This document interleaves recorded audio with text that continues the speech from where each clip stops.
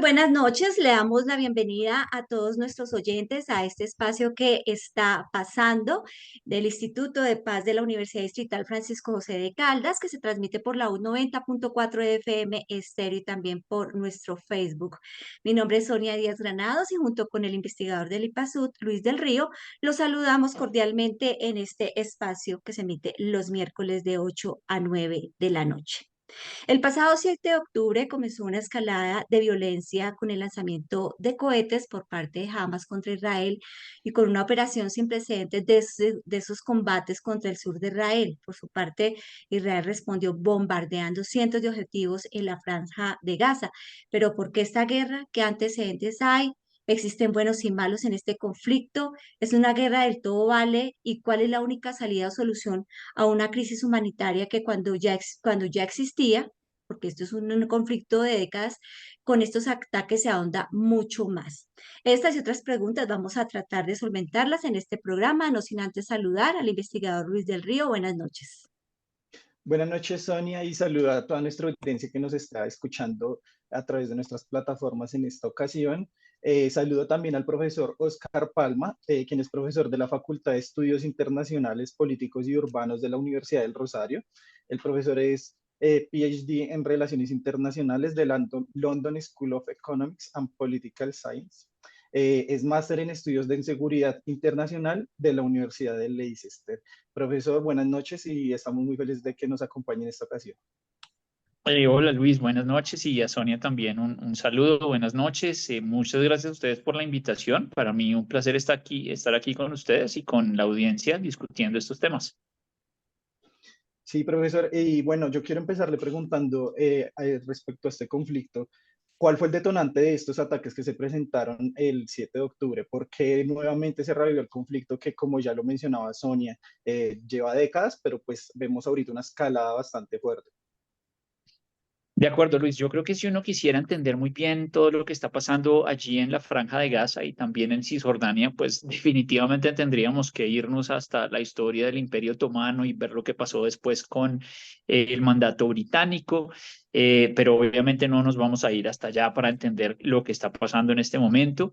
De cierta forma, saber que debido a unas elecciones en Palestina en 2006, de cierta forma, Hamas surge como ganador de estas elecciones y eso genera una división entre la tradicional autoridad palestina y Hamas, un movimiento, algunos lo llaman radical, extremista, que de cierta forma niega la existencia o el derecho de existir de Israel.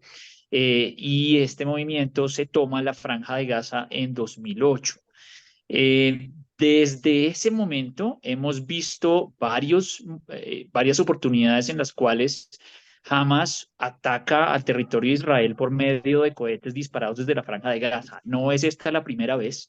Lo vimos en el 2008, lo vimos en el 2009, en el 2012, incluso en el 2014, una vez también muy fuerte que exigió una respuesta fuerte de Israel también con bombardeos estratégicos, incluso con una incursión en tierra. De tal forma que es una dinámica que ya habíamos visto entre Hamas e Israel. ¿Qué pasa en la coyuntura de 2023? Aquí hay varios elementos. Primero, hay un gobierno en Israel, que es el gobierno de Benjamín Netanyahu, en una coalición de gobierno que incluye algunos partidos, algunos movimientos no necesariamente muy grandes, pero que son considerados movimientos de extrema derecha. Algunos lo llamarían extrema derecha, otros lo llamarían movimientos nacionalistas, algunos incluso dirían movimientos antiárabes que conforman hoy en día el gobierno de Israel. Y desde entonces, desde el triunfo de este gobierno, pues hemos visto una serie de acciones de Israel que apuntarían más a una estrategia unilateral para enfrentar el problema histórico de Israel y Palestina que de conciliación y negociación con los palestinos. Y eso, por supuesto, de cierta forma satura a los palestinos en su idea de construir un proceso a través del cual se dé un reconocimiento de los dos estados, agravado por otra serie de cosas.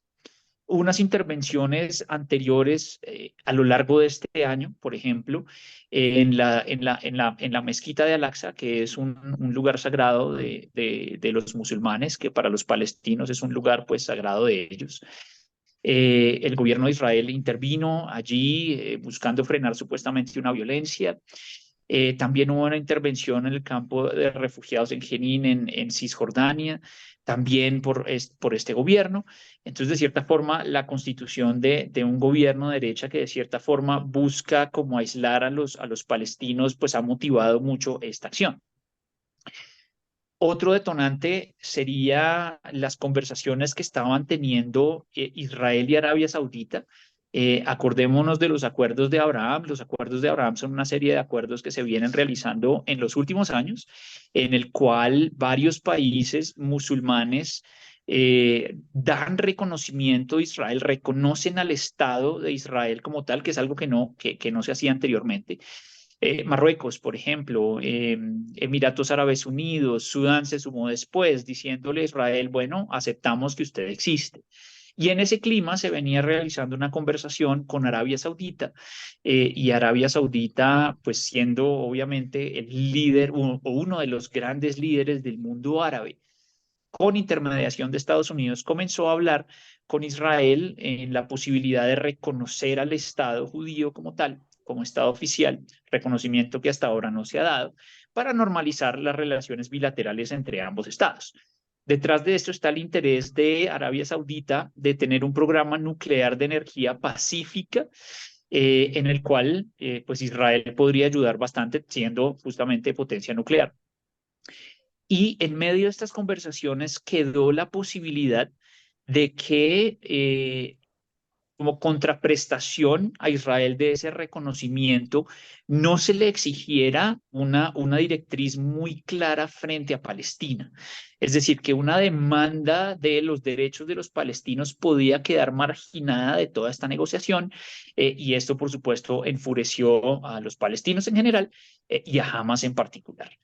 Entonces, ahí tenemos varios factores que motivan a Hamas a actuar. No podemos ignorar tampoco el problema de los asentamientos, el crecimiento de los asentamientos judíos en la ribera occidental o en Cisjordania. Son asentamientos, y más adelante podemos hablar más en detalle de ellos, pero son asentamientos que están criticados por la comunidad internacional. Los colonos que hacen parte de estos asentamientos en Cisjordania han realizado acciones violentas en contra de palestinos y obviamente los palestinos reaccionan también con violencia. Y eso se suma a una serie de marchas que los israelitas han realizado en contra de este gobierno particularmente, como lo decía, de derecha radical. Y Hamas dijo, no aguantamos más, tenemos que realizar una gran acción para enfrentar esta coyuntura en la cual nos tiene Israel. Vale la pena decir también que si bien es un ataque a gran escala y es un ataque de cierta forma que toma por sorpresa a Israel, no es un ataque que requiera de una planeación a corto plazo. Es decir, esto no se planeó en una semana, esto no se planeó en un mes. Por la envergadura de la operación, muy seguramente teníamos varios meses, si no años, en la planeación de este hecho. Entonces, ahí podríamos tener varias explicaciones de por qué Hamas decidió actuar en este momento y en ese nivel, en esta envergadura de sus operaciones militares. Bueno, me lleva a dos preguntas. Primero le voy a hacer una con respecto a lo que dijo recientemente, profesor. Es el hecho de que esto no fue planeado de un momento a otro, esto fue planeado por Hamas de tiempo atrás, pero la pregunta es si hay un servicio de inteligencia de Israel como tan importante, como tan avanzado, que es el Mossad, ¿por qué dejó pasar esto? O sea, ¿qué pasó ahí? Bueno, aquí hay diferentes niveles de análisis de cierta forma como en las responsabilidades de esto. Sabemos perfectamente que la inteligencia israelí es muy buena, es de las mejores en el mundo. Uno podría decir casi que exporta inteligencia a otros países. En Colombia incluso las compañías israelíes asesoraron al gobierno en la reforma de su sistema de inteligencia. Y hay que preguntarse a fondo si realmente fue una falla de la inteligencia, si la inteligencia de la Mossad realmente no sabía nada de lo que iba a pasar, o más bien si hubo un error en las comunicaciones entre las agencias de inteligencia y los tomadores de decisión, particularmente el gobierno de Israel, el gobierno de Netanyahu, porque puede que la inteligencia exista, pero puede que no existan los canales, no se haya comunicado en el momento ideal, o mejor aún, que el gobierno, aún sabiendo lo que estaba pasando, haya tomado la decisión de no actuar.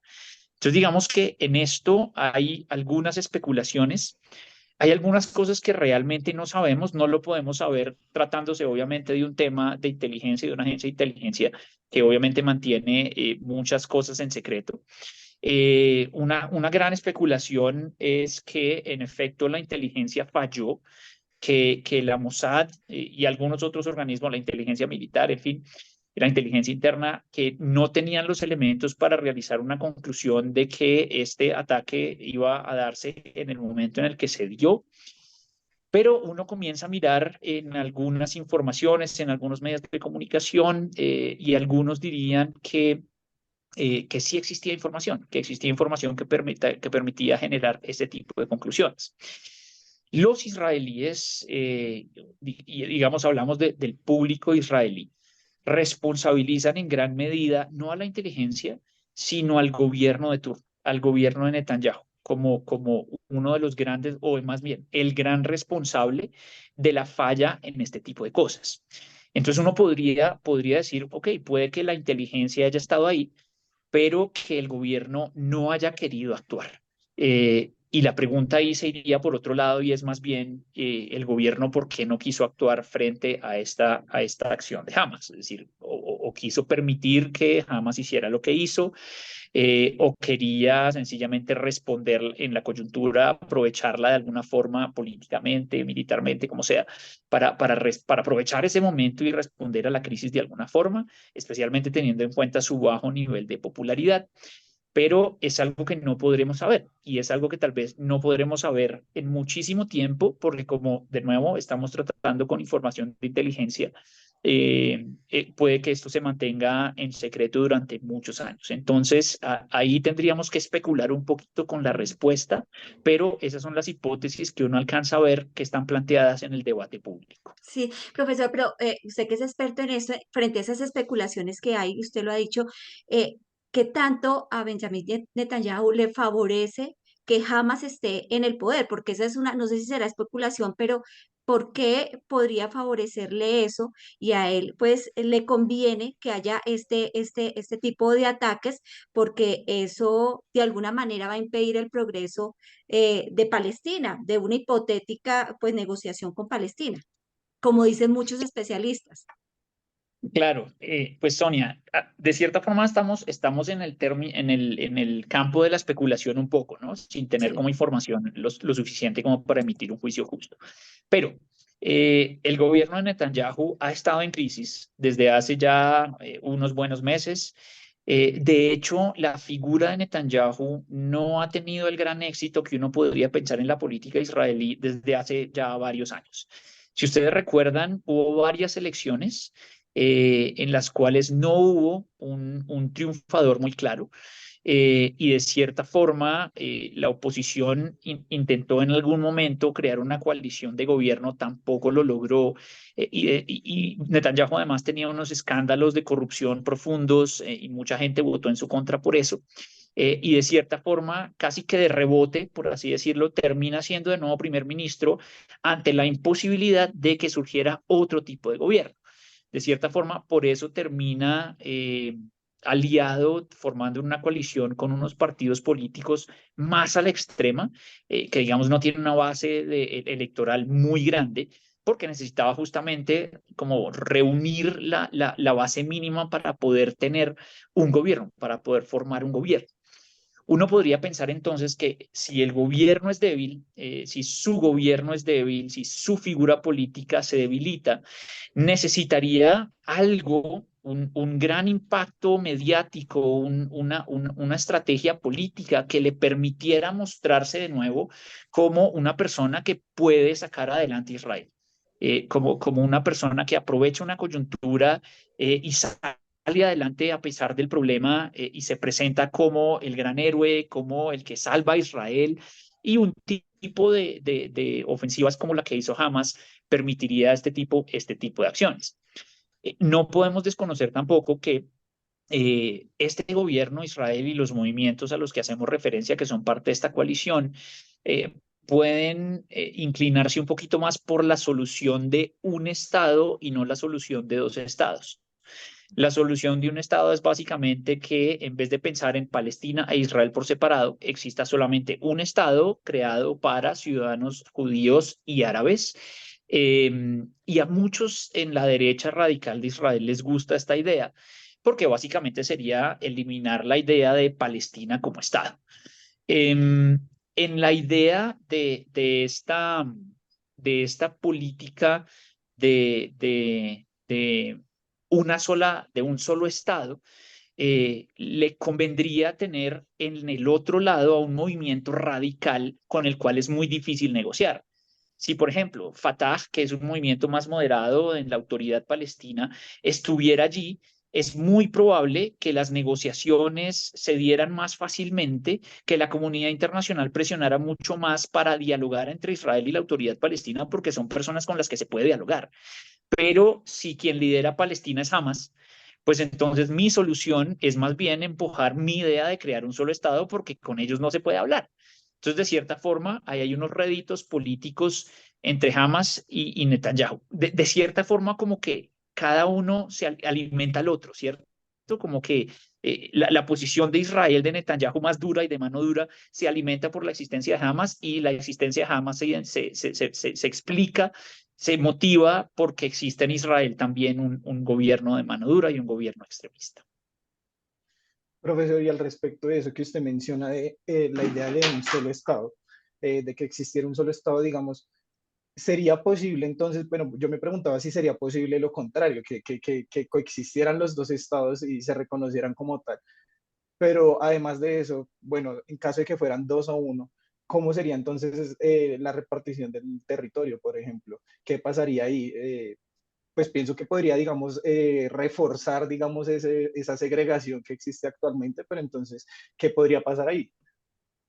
Sí, ahí está uno de los puntos. Uno diría, si uno olvida un poquito todo lo que está pasando y de cierta forma borra un poquito la historia y piensa en el papel en blanco, la idea de un solo Estado donde quepan todos, judíos, árabes, donde convivan en barrios sin ningún problema, tiene mucho sentido. Tiene mucho sentido. Uno diría, puede ser una forma mucho más pacífica de existir, puede ser una nación realmente construida en la multiplicidad de las religiones, y entonces como también hay cristianos, entonces qué chévere un gran estado donde quepamos todos, donde Jerusalén es la capital histórica de todo ese estado y la gente vive en paz los unos y los otros. Digamos que en el papel esa idea no es mala, no es mala. El problema en la realidad es que lo más probable es que ese estado sea Israel con la Franja de Gaza incluida, con Cisjordania incluida, y en ese caso existe un miedo por parte de los palestinos de que sean ciudadanos de segunda clase en ese tipo de estado. Muchos incluso hoy hablan de la existencia de un régimen de apartheid en Israel, en donde los ciudadanos árabes musulmanes son ciudadanos de segunda categoría frente a los ciudadanos judíos. Esto lleva a varios debates. Uno puede ver voces en el mundo que dicen, mire, es falso que los ciudadanos árabes son de segunda categoría en Israel. Si uno mira las fuerzas militares de Israel, hay personas que son árabes, que son musulmanes, que participan activamente de la vida política, de la vida militar. En fin, ahí hay unas discusiones interesantes, pero sí existe una preocupación de los palestinos o de los árabes musulmanes de que en un eventual Estado ellos terminen siendo ciudadanos de segunda categoría. Y por eso la idea de los dos estados pues tiene mucho más sentido teniendo en cuenta el proceso histórico largo de décadas que nosotros hemos vivido casi que desde la partición de Naciones Unidas en el 47, creando esos dos estados. Si fuera la solución de dos estados, entonces uno pensaría que el Estado palestino debe construirse a partir de dos territorios particularmente, la Franja de Gaza y Cisjordania, que son los territorios que de cierta forma, bueno, por supuesto que vienen de una partición, pero sobre todo que se manifiestan o que quedaron bajo el control de árabes musulmanes desde antes de la guerra, o desde el 49 hasta el 67, la guerra del 67, donde Israel invade todos estos territorios. Cuando uno escucha las propuestas de los dos estados, la idea es volver a las fronteras previas al 67, a la guerra del 67. Y esto es básicamente Cisjordania y la Franja de Gaza. Ahí surgen unas preguntas interesantes de cómo lograríamos la conexión de dos territorios porque no están conectados, cómo se hace para poder lograr esas dos conexiones, qué pasaría con Cisjordania. Entonces Israel tendría que entregar toda Cisjordania. En este momento Israel controla muchas de los sectores de Cisjordania. Entonces, ¿cómo se realizaría ese proceso de transición, de entrega de la autoridad de Israel hacia Palestina? Ahí hay unas preguntas de fondo, pero si uno piensa en lo que debería ser el mapa de los dos estados, el más lógico es ese, el de las fronteras previas a la guerra del 67. Claro, profesor. Pero digamos, frente a esto también me parece interesante que, digamos, hay muchas reacciones de parte de los demás países en el mundo. Digamos, ¿cabría de pronto un fallo o algún tipo de declaración donde se reconozca que al Estado palestino se le ha violentado a través de los años y, digamos, que quepa algún tipo de compensación o alguna forma digamos, aliviar el daño que se realizó durante esos años?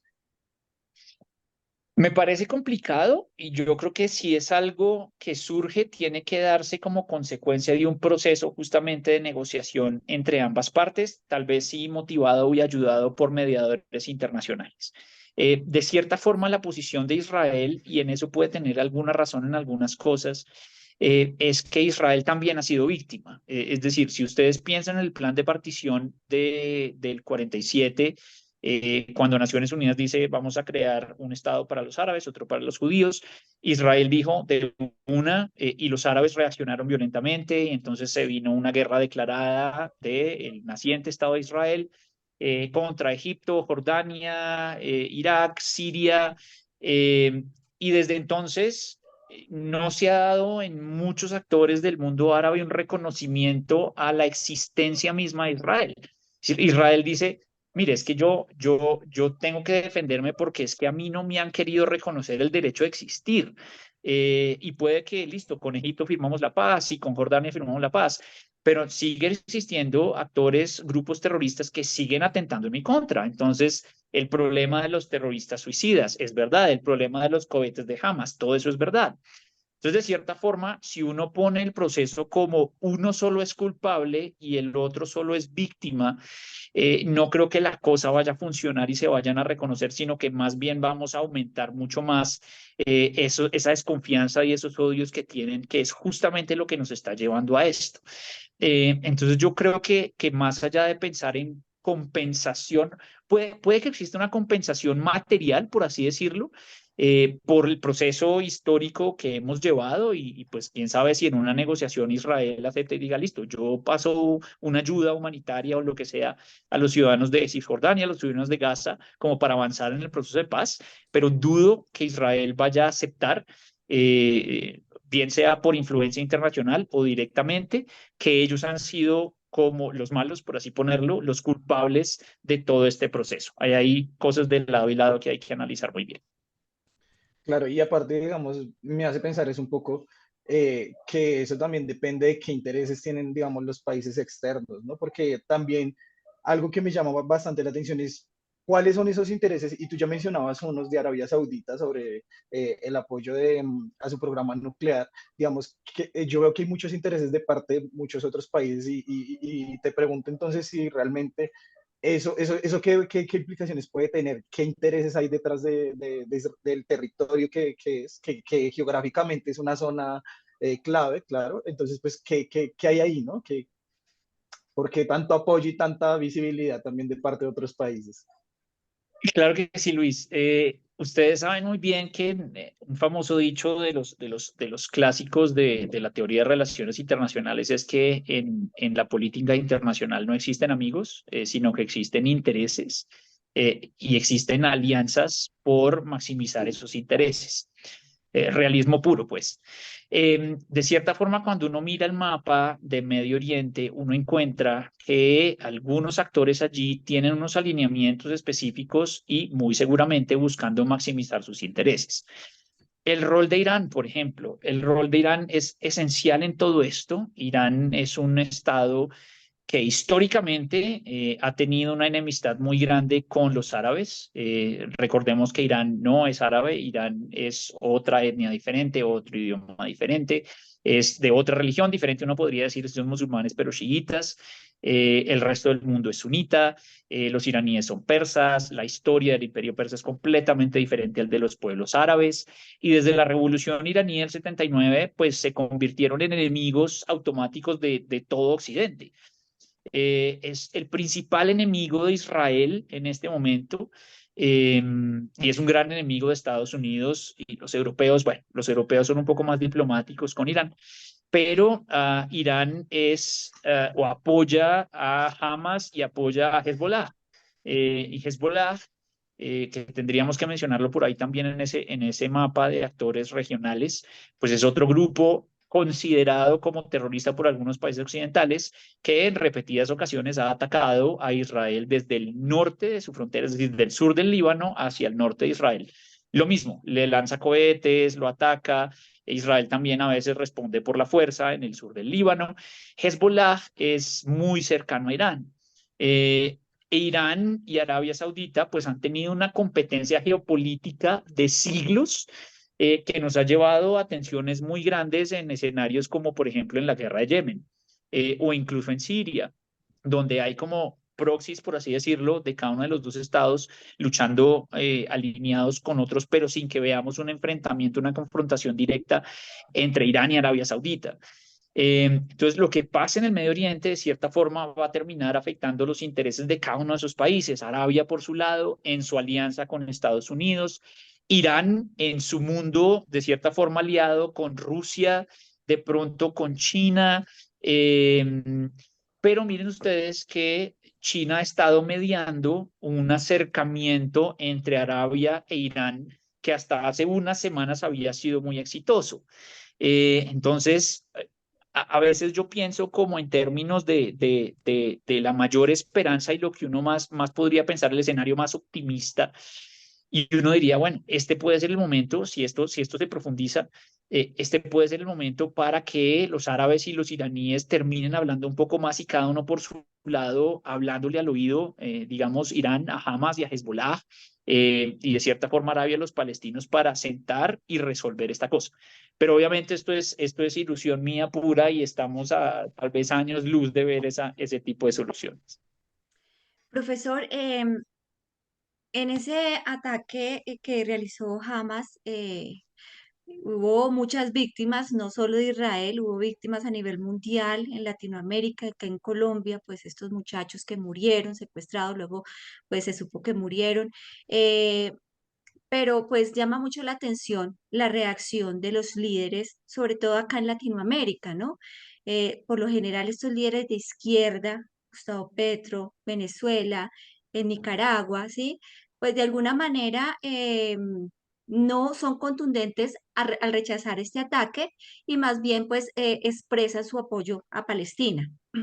Pero pues no pasa lo mismo con Boric de Chile, igual con el presidente de México, Manuel López Obrador, que fueron como más, digamos, eh, no sé cómo decirlo, más su reacción fue como de decir, rechazo esto, pero también rechazo esto. Entonces, hablemos un poco de esas reacciones y la incidencia que pueda tener. Pues en cuanto a relaciones en el mapa geopolítico de lo que pueda decir los líderes, sobre todo aquí en la región, frente a lo que está pasando. Súper, Sonia. Sí, yo creo que hay unas reacciones que uno podría decir son positivas y otras no tanto. Y tú mencionabas unas, la declaración de Cancillería del gobierno de Boric fue muy claro y creo que yo que adopta la visión correcta. Es un poco rechazar las acciones terroristas de Hamas. Y por supuesto también exigirle a Israel que no vaya a transgredir el derecho internacional humanitario en su respuesta frente a Gaza.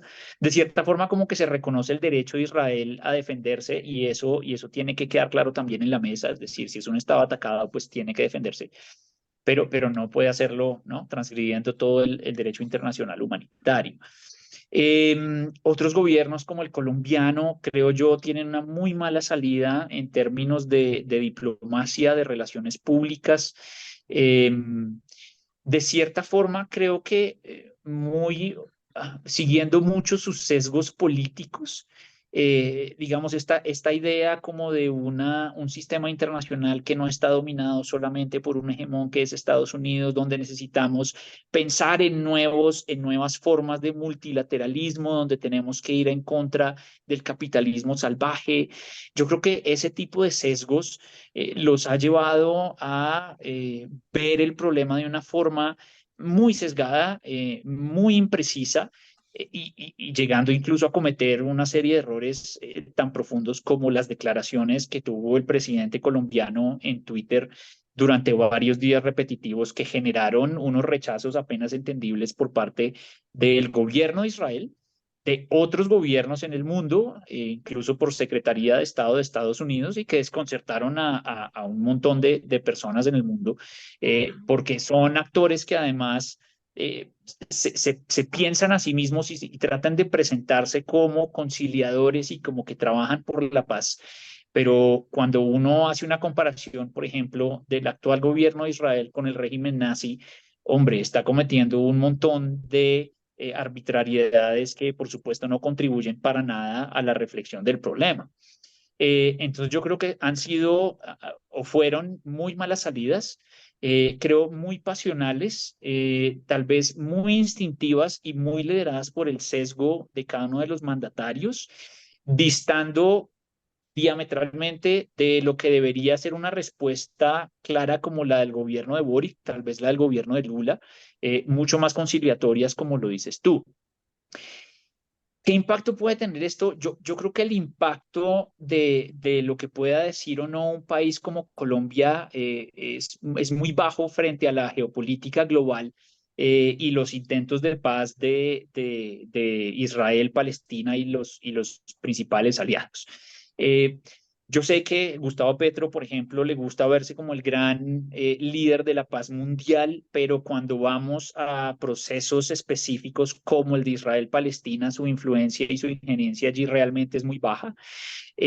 Tal vez un poco más de peso lo podría tener Lula. En algún momento en los gobiernos pasados, Lula se presentó como un mediador para la cuestión, si no estoy mal, de Irán, pero también de Palestina, y alguna cabida puede tener allí, pero realmente lo que diga o no diga un mandatario como el de Venezuela, como el de Nicaragua, como el de Colombia, realmente tiene muy poco impacto sobre las negociaciones y sobre las dinámicas geopolíticas de Medio Oriente. Creo que es mucho más el problema que se gana esos países en sus relaciones diplomáticas, en la proyección de su política exterior, que el efecto que pueda tener sobre las grandes negociaciones y los procesos en el Medio Oriente. Lo vería yo por ese lado, Sonia. Profesor, llama también mucho la atención y lo que hablábamos en un inicio, el tema de la crisis humanitaria, todo lo que ha desembocado pues estos ataques, que esa crisis humanitaria viene de tiempo atrás, pero cuando está el tema coyuntural, el tema mediático, de alguna manera nos damos cuenta y volvemos a poner los ojos en lo que le está pasando a los palestinos, sobre todo con ese bloqueo por parte de Israel. Lo ha dicho Antonio Guterres, secretario general de las Naciones Unidas, es el infierno en la tierra. Él lo describe literalmente así, dice, Gaza es la prisión más grande de la tierra, una de las regiones donde la situación humanitaria es muy, muy preocupante. Se dice que el 38% de la población vive en situación de pobreza, el 54% de los habitantes padecen inseguridad alimentaria y más del 75% son beneficiarios de ayuda. Esto se ha acentuado mucho más desde el 7 de octubre. Este tipo de que prácticamente son personas que de verdad tienen que vivir de lo que les dé, de lo que la ayuda que le presta la Organización de las Naciones Unidas en todo el sentido de la paz palabra, no hay energía, no hay luz, pues estos bloqueos en cuanto al tema de que no les llega alimento, el agua también, o sea, es muy limitada. Muchos ni la tienen. Entonces, hablemos un poco de esa crisis humanitaria, de cómo en medio de estos dos bandos está obviamente la sociedad civil. De acuerdo, Sonia, yo creo que es uno de los puntos más críticos de todo el problema, de los más lamentables. Yo estoy seguro que muchas personas en la Franja de Gaza o incluso en Cisjordania e incluso en Israel, no les importa mucho la cuestión de lo político y si son, lo que quieren es vivir, tener una vida, poder comer, poder vivir sin problemas, tener su familia, vivir felices, más allá de las complicaciones de la alta política y todo lo que esto genera. Pero sí, claramente la situación de Gaza es tremenda. Si uno piensa en situaciones actuales de crisis humanitaria, de situaciones humanitarias difíciles, Gaza y Yemen deberían ser unos de los dos primeros en la lista, sin duda alguna. Eh, y esto es consecuencia, como tú lo decías, ya de un proceso histórico que no es reciente, pues llevamos ya desde 2008 en adelante casi que con una zona bloqueada, una zona que de cierta forma tiene una concentración muy alta de la población. La densidad de población en Gaza es muy alta. Y como tú lo decías, pues con limitaciones profundas en el consumo, en el agua, en fin. Y esto podría ponerse mucho peor los próximos días. Guterres, justamente que tú mencionabas, ya dijo hoy, por ejemplo, que estamos viviendo crímenes de guerra en la Franja de Gaza. Entonces viene la preocupación por la población que está allí. Y aquí, pues obviamente hay unas responsabilidades muy claras por parte de los actores en guerra, tanto Hamas como Israel. Hamas pues ha utilizado estratégicamente muchas cosas de la Franja de Gaza para hacer su guerra en contra de Israel.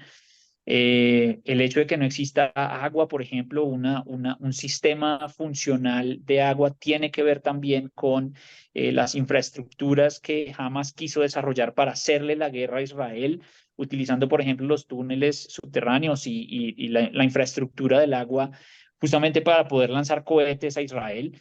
Entonces, de cierta forma, hay como una culpa de los actores en guerra que lamentablemente pone a la población en la mitad, generando este drama humanitario tan profundo. Esto va a tener consecuencias políticas muy importantes y yo creo que Israel tiene que pensar muy bien estratégicamente lo que está haciendo. En la medida en que se incremente el sufrimiento de la población en Gaza, más se rechazarán las acciones estratégicas de Israel. Y esto no le conviene para nada a Israel. Israel tiene que entender que su objetivo de destruir las redes de Hamas no puede pasar por el sacrificio de la población de Gaza. Si esto es así, lo único que está haciendo es darle más argumentos a la población palestina para que se radicalice, bien sea a través de Hamas o cualquier otro grupo, cualquier otra posición, pero va a seguir alimentando mucho más este ciclo de odios. Va a hacer todo lo contrario a lo que dice estar haciendo. No estará logrando sus objetivos, sino que será contraproducente, estará radicalizando a más personas para estar en su contra. Entonces, lo de la población es un drama profundo, es una de las principales preocupaciones y yo creo que a la vez es uno de los grandes motivos que va de cierta forma, empujar a la comunidad internacional a llegar más rápido a una solución. De cierta forma, esto ya lo hemos visto, como tú lo decías, Sonia, lo dije yo también, 2008, 2012, 2014, vimos también escenarios, pero este es más terrible todavía. Y esa situación humanitaria degradada es lo que podría terminar motivando a los actores a finalmente sentarse en la mesa y decir, mire, ya, no más, no podemos sostener esto, esto es insostenible con la población, no podemos tener la población así, tenemos que solucionarlo de alguna forma y que esa sea la motivación para llegar a la mesa. ¿Cómo respondan los actores radicales frente a esto? No lo sabemos. Jamás por un lado, el gobierno de Netanyahu por el otro, eso está todavía en veremos. Profesor, claro, es muy importante, evidentemente, que sean los actores que están más involucrados, que se sienten a hablar del tema, pero de todas formas, pues es difícil, que yo veo difícil que se logre llegar a un acuerdo que solucione un problema que lleva tantas décadas. Entonces, digamos, ¿cuál podría ser esa solución a corto plazo para por lo menos aliviar la crisis que está pasando en este momento? Porque pues mucho hemos escuchado, se están acabando los recursos, los muertos siguen aumentando, entonces, ¿qué podemos hacer para detener eso en este momento? Claro que sí, Luis, la pregunta del millón, ¿no? La pregunta del millón, ¿cómo hacemos para solucionar esto? Bueno, tú lo decías, de cierta forma, pensar en soluciones a largo plazo en este momento es difícil. Eh, Pensar que podemos sentar a Hamas y a Israel hoy en una mesa de negociación para solucionar todo el problema histórico de Israel y Palestina es difícil verlo. Hay algunas propuestas sobre la mesa. Turquía hizo una propuesta, hubo una reunión también en Egipto, en el Cairo, de diplomacia que lamentablemente pues tampoco concluyó muy bien, no llegó a una solución específica. Pero lo primero que uno piensa es cómo lograr el cese al fuego y de cierta forma resolver el problema humanitario. Si ustedes han visto, finalmente se logró que se abriera el cruce de Rafah, que es el cruce que está entre la frontera en Egipto y Gaza, para la entrada de algunas caravanas con ayuda, que por supuesto es insuficiente hasta el momento para enfrentar lo que hay que enfrentar en términos de esa degradación humanitaria tan profunda, pero son esos como los pasos que tenemos que dar. Entonces, resolver a mediano plazo. ¿Cómo hacemos para garantizar esa ayuda humanitaria que llegue en masa a Gaza? Eso es el punto número uno, tal vez. Eh, y si el cruce de Rafah no es suficiente, hay otros cruces, pero que controla Israel, ahí ya tendríamos que pensar en que Israel va a abrir su frontera, no la, perdona, va a abrir los pasos para permitir el paso de la ayuda. Naciones Unidas está presionando muy fuerte para esto. Entonces, digamos que eso sería como una de las primeras medidas, como tratar de resolver la cuestión de la ayuda humanitaria, y ahí los actores internacionales sí podrían presionar un poquito más a Israel para permitir algunas cosas. Hay algunas negociaciones que se están realizando, por ejemplo, en pro de la liberación de los secuestrados israelíes. Entonces, Estados Unidos y Qatar están realizando una serie de esfuerzos para ver si podemos lograr la liberación de esas, creo que son 200 personas, se me escapa el número en este momento, que están secuestradas en la Franja de Gaza, israelíes. Y eso de cierta forma también ayudaría como a avanzar un poquito en la cosa. Y creo que lo tercero en este momento, como lo más urgente, es lograr ese cese al fuego. Eh, Puede que no sea pronto. Vamos a ver si Israel finalmente va a realizar una operación por tierra. Es altamente probable. Pero de nuevo, aquí hay actores internacionales empujando un poco para frenar esa incursión terrestre, particularmente Estados Unidos y Qatar, por lo que decíamos de la negociación de los secuestrados. Pero si se va a dar una incursión por tierra, más se va a demorar el cese al fuego. Entonces tendría que pasar primero la incursión, Israel decir que ha logrado varios objetivos y tal vez después ahí sí pensar en un cese al fuego. Pero es bien complicado. Después de eso, ahí sí pasamos a la discusión de las soluciones de largo plazo de la cuestión de los dos estados, que por supuesto es otro cuento mucho más largo. Profe, dicen que, o sea, aquí la única solución es que Estados Unidos intervenga, digamos, a una negociación, que Estados Unidos es un actor muy principal y es más, en las últimas horas se conoció que Estados Unidos envió mensajes al gobierno de Irán para decir que se abstengan, que mejor dicho, que no haya más escalada terrorista, ni que pues que ni se apoye por un lado ni por el otro, pero de ahí no pasa. Entonces, yo quiero que andemos un poquito más en la participación de Estados Unidos para que haya una solución pacífica a lo que está pasando en este momento. Súper, Sonia. Sí, Estados Unidos creo que es un actor estratégico en esto, sobre todo por su cercanía con Israel. Digamos que Israel, en la medida en que quiera seguir realizando una serie de operaciones como las que está realizando en Gaza, que terminan generando toda esta crisis humanitaria, si eso sigue sucediendo, pues es difícil ver una solución a corto y mediano plazo. Entonces, de cierta forma, el rol de Estados Unidos aquí es crucial, como lo ha sido a lo largo de la historia. Si ustedes ven los procesos críticos de negociación entre Israel y Palestina. Estados Unidos siempre ha estado ahí. Los acuerdos de Camp David en el 74, si no estoy mal, después de la guerra de Yom Kippur, en la cual se realiza el reconocimiento de Egipto por Israel, y de cierta forma se normalizan relaciones. Esto lo realizó Estados Unidos. Los acuerdos de Oslo II, ahí Estados Unidos, el gobierno de Bill Clinton tuvo una función central. Entonces, de cierta forma, Estados Unidos siempre está allí y puede motivar como a empujar las cosas. Muy importante en lo que tú dices, Sonia, como elemento disuasivo para que las cosas no escalen. Vamos a ver si eso es exitoso. Yo soy muy temeroso de que Hezbollah quiera entrar en el escenario estratégico, y de cierta forma no sé si la estrategia de Hamas a largo plazo fue pensada justamente para que Hezbollah entrara desde el norte, atacara desde el norte, y si Hezbollah entra al escenario, de cierta forma va a ser muy difícil mantener a Irán como por fuera de todo esto. De ahí el hecho de que Estados Unidos y el Reino Unido también llevaran buques de guerra por la zona, el Mediterráneo, como tratando de disuadirlos. Entonces, de cierta forma, ese rol es importante, pero sí, Estados Unidos puede presionar mucho a Israel. ¿Cuál es mi preocupación frente a Estados Unidos? La relación entre Estados Unidos y los líderes palestinos no han sido las mejores en los últimos años. Y yo creo que hubo un cuatrienio que fue muy malo para estas relaciones, que fue el periodo de Donald Trump. Donald Trump realizó una propuesta de paz en la región que realmente fue una propuesta unilateral, favoreciendo a Israel, pero perjudicando mucho a los palestinos. Mejor dicho, ni siquiera negociada, ni siquiera consultada con los palestinos. Consultado con algunos países árabes que dijeron, sí, me parece que está bien, pero los palestinos terminaron siendo completamente marginados. Y desde entonces, Estados Unidos y Palestina no han tenido una muy buena relación. Recuerden ustedes que Estados Unidos reconoció a Jerusalén como la capital oficial de Israel. Eso lo hizo el gobierno de Donald Trump.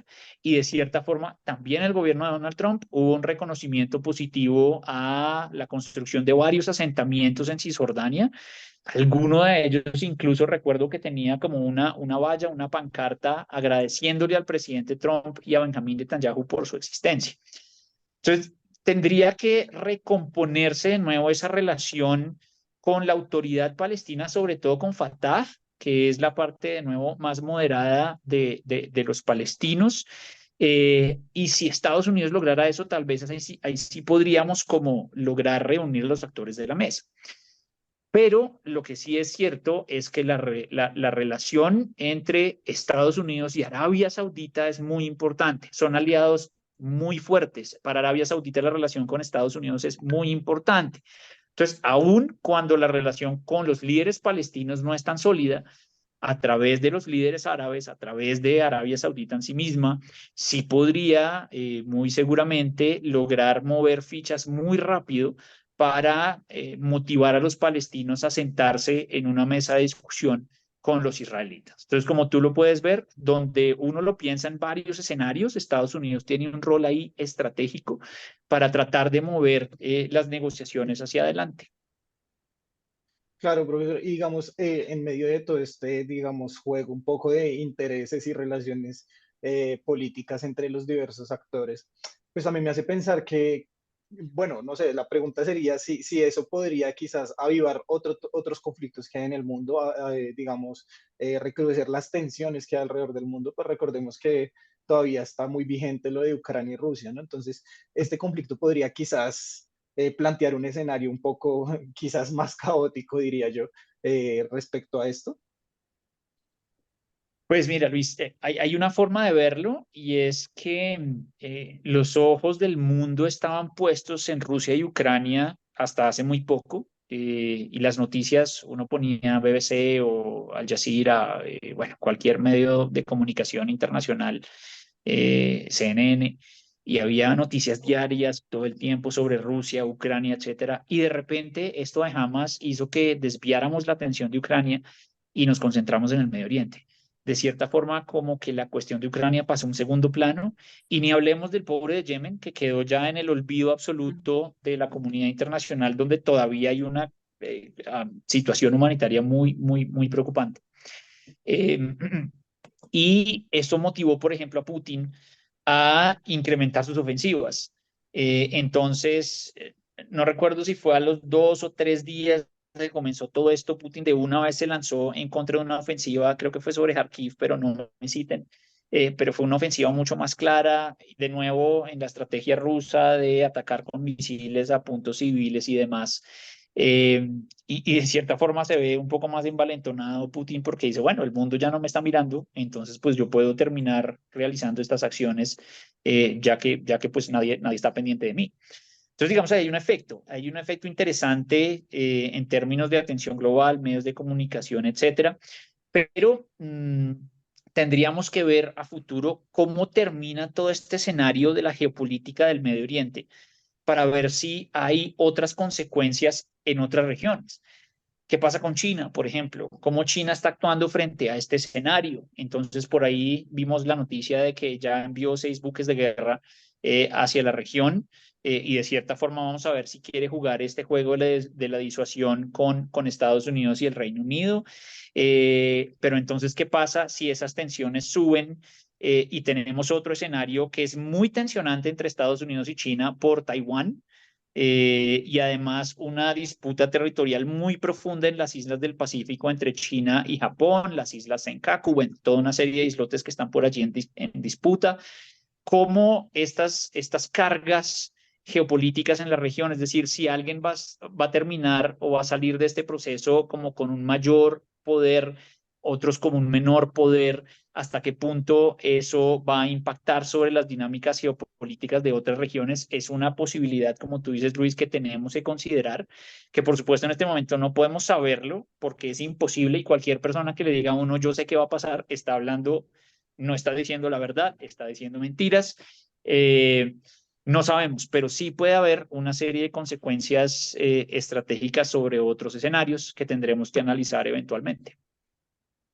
Claro, me parece como, digamos, muy relevante tener también, digamos, todas las opciones y todas las cartas puestas sobre la mesa, ¿no? Porque pues igual hay que buscar una salida teniendo en cuenta todo esto. Profesor, le agradecemos mucho por habernos acompañado en esta noche, por habernos aclarado esta situación que resulta tan compleja, evidentemente, y pues le agradecemos nosotros por acompañarnos hoy. No, Luis, a ustedes muchísimas gracias por la invitación. Para mí, pues de nuevo es un placer acá. Y se quedan muchas cosas en el tintero. Imagínense ustedes en un programa de 1 hora discutir cosas que han pasado durante tantas décadas y que tiene tantos elementos y tantos actores, es muy complejo. Entonces, gracias por la invitación. Obviamente hay mucho que se queda por fuera y ojalá la gente pues se dedique un poco más a mirar qué es lo que pasa a fondo, lea cosas sobre lo que es el conflicto, sobre la historia del conflicto, sobre los actores del conflicto. Pero bueno, si uno puede contribuir en alguito, pues ahí estaremos siempre. Así que muchas gracias. Gracias a usted, profesor. Y ya lo mencionó usted, lo importante también es que todos contribuyamos un poco digamos, solucionar de cierto modo este conflicto. Supremamente importante que hallemos una solución pronta a esta crisis humanitaria, porque pues la vida está antes que cualquier interés de cualquier tipo. Entonces, supremamente importante que sigan los ojos ahí pendientes, pero que busquemos una solución bastante pacífica y no avivar más estos conflictos. Buenas noches, profesor. Gracias, Sonia, que estés muy bien. Buenas noches. Bueno, pues ahí está un tema súper interesante. Lo que dice el profesor, pues 1 hora no da para pues traer a colación pues todo lo que ha pasado en estos antecedentes que tiene este conflicto que no es de ahora, y que acá lo más importante es la protección a los civiles, como hace el llamado la ONU, líderes de diferentes partes del mundo que a veces se pasan por la galleta de ese derecho internacional humanitario, donde se pide que no se ataque a las escuelas, que no se ataque a los hospitales, que haya esos corredores humanitarios, pero al parecer eso no se cumple para nada en medio de este conflicto. Nos vamos con invitaciones. Recordamos que el último viernes de cada mes hacemos unos conversatorios y este 27 de octubre, este viernes, se va a realizar el conversatorio Los sentimientos religiosos en la formación de un espíritu de paz. Recordemos que estos conversatorios son un espacio que este año están denominados Visiones de la Sociedad para un País en Paz y Convivencia. Es en la sede de publicaciones de la Universidad Distrital, en la calle 34 con 24. La entrada es libre, chévere que vayan, nos tomamos un tintico, un cafecito, comemos alguito, charlamos. Es un espacio súper interesante. Y otra invitación para el jueves 2 de noviembre. Vamos a hacer otro conversatorio que se llama La migración venezolana en Colombia, culturas que cruzan fronteras. Es una charla con artistas migrantes quienes desde su propia experiencia pues van a contar cómo fue su proceso de asentamiento en Bogotá, cómo los acogió la industria cultural bogotana y qué traen de sus culturas para compartir. Pues esto es un conversatorio que es o sale de una investigación que realizó el Instituto de Paz de la Universidad Distrital. Bueno, ya no nos queda más tiempo. Luis, feliz noche. Feliz noche, Sony, feliz noche a toda nuestra audiencia. Una feliz noche entonces para todos. Nos volvemos a escuchar el próximo miércoles de 8 a 9 de la noche.